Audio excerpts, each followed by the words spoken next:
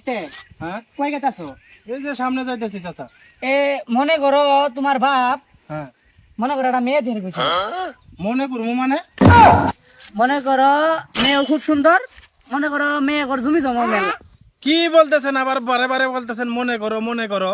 এ মনে করো মেয়ের বাপের 5টা বিল্ডিং আছে, মনে করো তোমার না, তাহলে তুমি ধুনে ফেলে গেলা মনে করো।